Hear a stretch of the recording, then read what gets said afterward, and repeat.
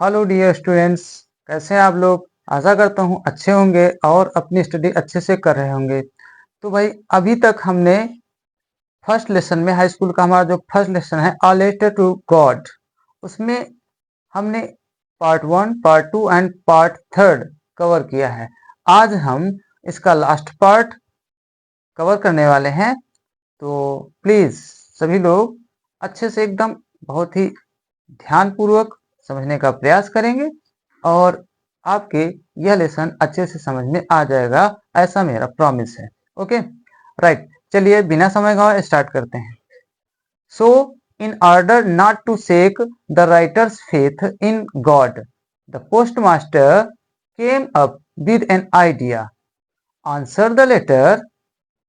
सो इसलिए in order not to shake the writer's faith, faith means होता है विश्वास, और इन गॉड मतलब ईश्वर में। तो ईश्वर पे जो उसका विश्वास था, तो राइटर क्या चाहता था, राइटर चाहता था कि उसका विश्वास डगमगाए ना, ओके, टूटे ना, ईश्वर पर से खत्म ना हो उसका विश्वास, ऐसा वो कुछ चाहता था कि भाई अगर विश्वास डगमगाया तो फिर बेचारा वो बहुत दुखी हो जाएगा।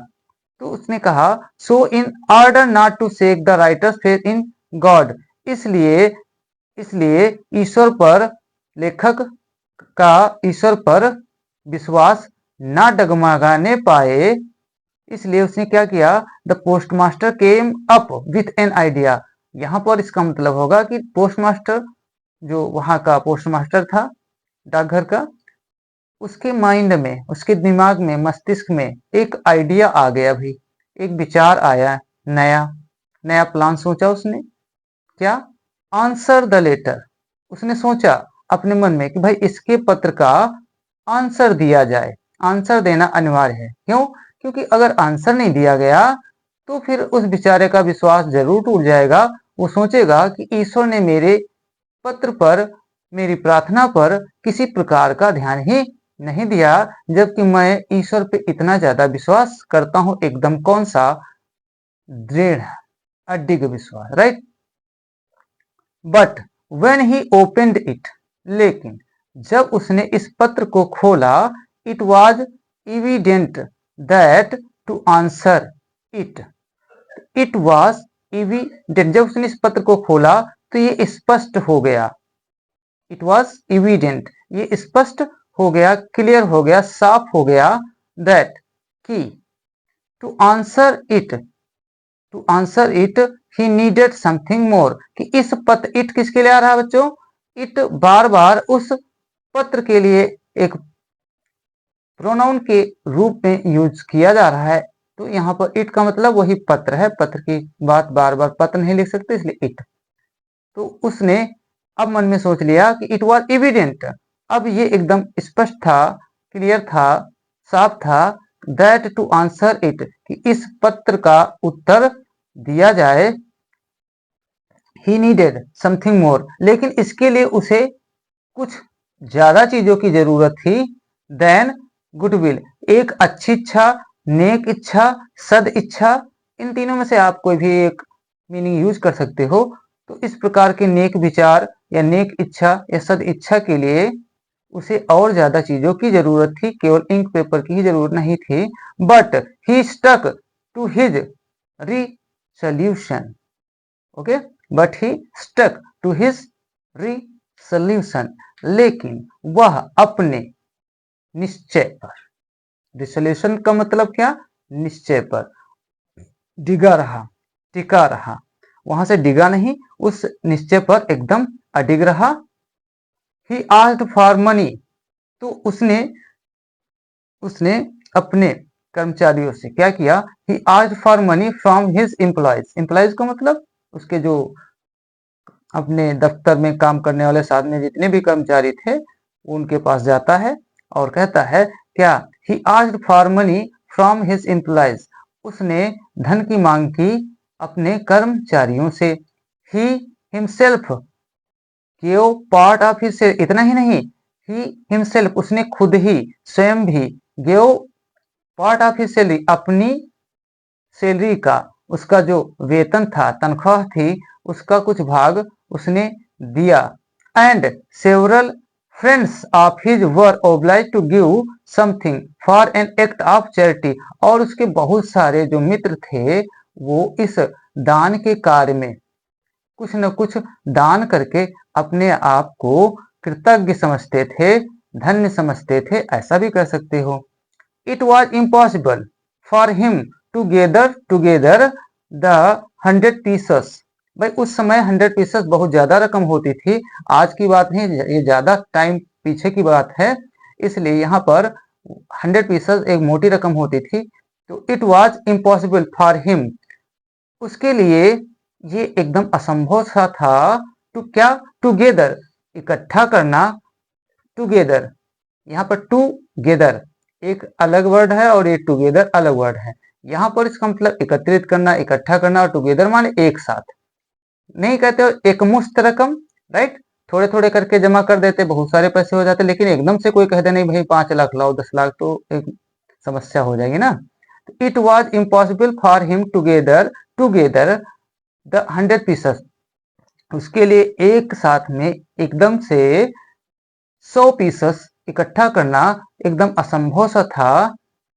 सो he was able to send the farmer only a little more than half, इसलिए वह समर्थ हो पाया, एबल का मतलब समर्थ हो पाया, क्या, टू सेंड भेजने में, द फार्मर उस किसान को, only a little more than half, उसने जितने पैसे मांगे थे उसमें से आधे से कुछ ज्यादा, थोड़ा सा ज्यादा पैसे भेजने में समर्थ हो पाया या सक्षम हो पाया। यानी कहने का मतलब ये रहा कि उसने उसको पैसे तो भेजे लेकिन 100% नहीं भेजे, बल्कि उस 100 में से आधे कितने हो गए, 50 pieces, तो 50 pieces से कुछ ज्यादा पैसे उसने भेजे। Okay, he put the money in an envelope addressed to Lencho and with it a letter containing only a single word as a signature, God। Okay, he put the money in an envelope, उसने, envelope means होता है लिफाफा, envelope means लिफाफा, पत्र आप लिखते हो, पत्र को लिखने के बाद आप उसको एक लिफाफे के अंदर रखते हो ना, वही envelope है।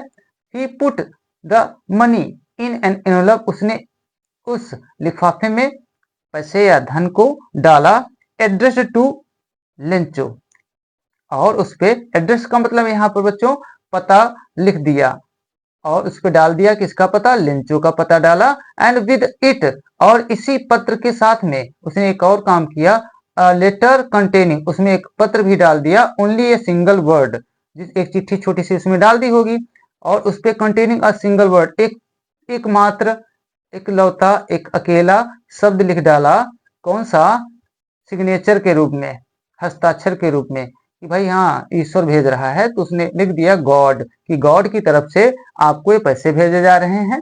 ओके, तो इस तरीके से यहाँ पर राइटर बताना चाहता है कि एक व्यक्ति जो बहुत ज्यादा विश्वास करता है ईश्वर पर, तो किस प्रकार से उसके विश्वास को कायम रखने की कोशिश की थी पोस्ट मास्टर ने, राइट। तो स्टूडेंट्स, जब उसने अपना लिफाफा रेडी करके लेंचो के पते पर भेज दिया, उसके बाद फिर क्या हुआ, तो अगले दिन भाई लिंचो को पत्र मिल गया वापसी जवाब में, राइट। तो अब यहाँ पर वो सोच रहा था कि आएगा जरूर, लिंचो जो है वो आएगा जरूर, तो उसने उस पत्र को अच्छे से संभाल कर रखा। तो अगले दिन, अब चूंकि लिंचो को बड़ा विश्वास है कि ईश्वर मेरी मदद अवश्य ही करेगा, और वो लिंचो इस आशा में कि ईश्वर मेरी मदद करेगा, तो सुबह एकदम जल्दी से वहां पहुंच जाता है। फिर वहां पर क्या क्या होता है उस पोस्ट ऑफिस में, लिंचो से क्या क्या बात होती, इस पैराग्राफ में हम अच्छे से समझेंगे। चलिए, the following Sunday Lencho came a bit earlier, अगले अगले रविवार को लिंचो केम अ बिट, बिटवीन थोड़ा सा, अर्लियर जल्दी, देन यूजुअल टू आस्क, आमतौर पर या रोजाना की बात, अक्सर ही वो रोज पूछने जाता था कि अब मेरे लिए कोई पत्र, मेरे पत्र के जवाब में कोई और दूसरा ईश्वर की तरफ से आंसर आया है। उसने ये नहीं बताया कि पैसे भेजे या नहीं भेजे, वो सिर्फ ये पूछता था कि मेरे पत्र का जवाब आया है या नहीं। तो the following Sunday Lencho came a bit earlier than usual to ask if there was a letter for him. तो आमतौर पर रोजाना की भांति वह उस दिन थोड़ा जल्दी लेंचो थोड़ा जल्दी आ गया अगले रविवार को, और सिर्फ इतना पूछने के लिए कि क्या उसके लिए कोई पत्र है। क्यों आया थोड़ा जल्दी? ये पूछने के लिए कि भाई क्या मेरे लिए कोई पत्र आया था या नहीं आया था। It was the postman himself. तो अब ये पोस्टमैन स्वयं ही था, वो डाकिया जो था वो स्वयं ही था उतने टाइम पर। हु हैंडेड, हैंडेड का मतलब होता है किसी के हाथ में कोई चीज जब आप रख देते हो, ये लोग या थमा देते हो, ओके, जिसने उसको थमा दिया या दे दिया। द लेटर टू हिम, उसे पत्र दे दिया। वाइल द पोस्ट मास्टर, जबकि जो पोस्ट मास्टर था, experiencing the contentment of man, उस आदमी की संतुष्टि का अनुभव करते हुए, उस व्यक्ति की कंटेंटमेंट मीन्स, इसको ध्यान दें, कंटेंटमेंट मीन्स संतुष्टि, satisfaction, right. Experiencing the contentment of a man who has performed a good deed looked on from his office. Performed means किया था, किया, हैज किया है, तो हैज लगा परफेक्ट में होगा, तो हु हैज परफॉर्म मतलब जिसने किया है। क्या किया? गुड डीड, डीड मीन्स होता है कार्य। तो जबकि वाइल से, जबकि जो पोस्टमास्टर था वो अपने इस अच्छे कार्य को करने के लिए उस व्यक्ति की संतुष्टि का अनुभव करते हुए अपने ऑफिस से, मतलब दफ्तर से या ऑफिस से कह सकते हो, दफ्तर से देख रहा था सब कुछ। Lencho showed not a slightest surprise on seeing the money। Lencho, अच्छा, वो जो पोस्टमास्टर था वो सोचता था कि वह जब देखेगा कि भाई मेरा आंसर आ गया तो बहुत ज्यादा प्रसन्न हो जाएगा, बहुत सरप्राइज हो जाएगा, लेकिन ऐसा कुछ हुआ नहीं। तो लेकिन ऐसा कुछ नहीं हुआ, जबकि बेचारा पोस्टमास्टर जो था और वो डाकिया दोनों ही सभी सोचते थे कि ये जब आएगा तो कितना ज्यादा प्रसन्न होगा, ये देखना चाहते थे। लेकिन जब लेंचो ने उस पत्र को रिसीव किया, उसने जब उसके हाथ में दे दिया, तब हुआ क्या? Just opposite. Lencho showed not the slightest surprise, slightest माने थोड़ा सा भी, सरप्राइज आश्चर्य। ऑन सीइंग, यहाँ पर यह पार्टिसिपल है, तो ऑन सीइंग देखने पर, जिरेंट है देखने पर, राइट। ऑन लगा है और सीइंग, यहाँ पर आईएनजी लगने से ही पार्टिसिपल बनती है, लेकिन प्रीपोजिशन है, यहाँ पर ये जिरेंट है। तो लेंचो को थोड़ा सा भी आश्चर्य नहीं हुआ, क्या? ऑन सीइंग द मनी, उस धन को देखने पर, right. Such was his confidence, अच्छा ये ऐसा उससे सरप्राइज क्यों नहीं हुआ, वो आश्चर्यचकित क्यों नहीं हुआ? क्योंकि इस प्रकार का तो उसका दृढ़ विश्वास था। बट ही बिकेम एंग्री, बल्कि ठीक अपोजिट में वो क्या हो गया? क्रोधित हो गया, एंग्री हो गया, गुस्सा हो गया। When he counted the money, कब गुस्सा हो गया? जब उसने धन को गिना, उन पीसेस को गिना, तब वो नाराज हो गया। आश्चर्यचकित नहीं हुआ, सब सोच रहे थे बड़ा सरप्राइज हो जाएगा कि अरे ईश्वर ने मेरी मदद कर दी, लेकिन ऐसा नहीं हुआ, क्योंकि उसे तो विश्वास था ही कि ईश्वर जरूर मदद करेगा, फिर मेरी जरूर मदद करेगा। God could not have made a mistake. अब वो अपने मन में समझ गया कि इसमें आखिर पैसे कम क्यों हैं, तो कहता है God could not have made a mistake means गलती, ओके। तो उसने कहा कि ईश्वर कोई भी किसी प्रकार की कभी गलती कर ही नहीं सकता है। Nor could he have denied, denied means होता मना करना, ओके, इनकार कर देना। ना ही वो मना कर सकता या इनकार कर सकता था, किससे? लिंचो, लिंचो को मना नहीं कर सकता था। व्हाट ही हैड रिक्वेस्टेड, जो कुछ उसने मांग कर रखी थी, जो कुछ उसने मांगा था, वो देने से ईश्वर उसे कभी मना नहीं कर सकता, ऐसा उसका विश्वास था। इसलिए उसे बिल्कुल भी सरप्राइज नहीं हुआ, वो आश्चर्यचकित नहीं हुआ। तो बच्चों अब हम इसका लास्ट पार्ट स्टडी कर लेते हैं एकदम अच्छे तरीके से। तो भाई अब लिंचो जो था, राइट, लिंचो था, उसे बहुत विश्वास था, और ये पक्का वाला एकदम विश्वास था उसको कि ईश्वर उसकी मदद अवश्य करेगा, इसलिए धन को देखकर भी वो सरप्राइज नहीं हुआ। चलिए, immediately Lencho went up to the window. जब उसने पैसे गिने थे तो उसको क्या लगा था कि पैसे भाई कम क्यों हैं, मैंने तो 100 मांगे थे, इसमें तो कम है। हैं, उसको डाउट हुआ, गुस्सा हो गया, एकदम नाराज, हैं, आग बबूला, लाल। इमीडिएटली, इमीडिएटली मीन्स तुरंत। Lencho went to the window to ask for paper and ink. अब भाई शिकायत करना चाहता है, गॉड से कर्मचारियों की शिकायत करना चाहता है, इसलिए गुस्सा होकर के कि चलो अभी देखो ईश्वर को मैं पत्र लिखता हूँ दोबारा, ये कर्मचारी ने गड़बड़ की है। ओके, डाउट हो गया। Immediately Lencho went up to the window. तुरंत ही लेंचो खिड़की के पास गया। टू आस्क, क्यों गया? मांगने के लिए। फॉर पेपर एंड इंक, कलम और स्याही मांगने के लिए। On the public writing table, public writing table उसको कहते हैं जहां पर आम जनता लिखने का काम करती है, वहां पर गया। ही स्टार्टेड टू राइट, और उसने लिखना शुरू कर दिया। With much wrinkling of his bro, अपने भौहों को चढ़ाते हुए, माथे पर सिलवटे डालते हुए, सिमटे जिसे बोलते हो आप अपनी घरेलू भाषा में। ओके, क्योंकि गुस्से में भी है और मन में, उसके माइंड में बहुत कुछ चल रहा है। Cause by the effort he had to make to express, देखो लिखा है काज बाय द, वो उसके जो सिलवटें थी उसके मस्तक पर क्यों बन रही थी, उसका कारण ये था कि he had to make and to express his ideas, कि ऐसा करके वो अपने माइंड के, अपने मस्तिष्क के विचारों को प्रकट करने की कोशिश करता था।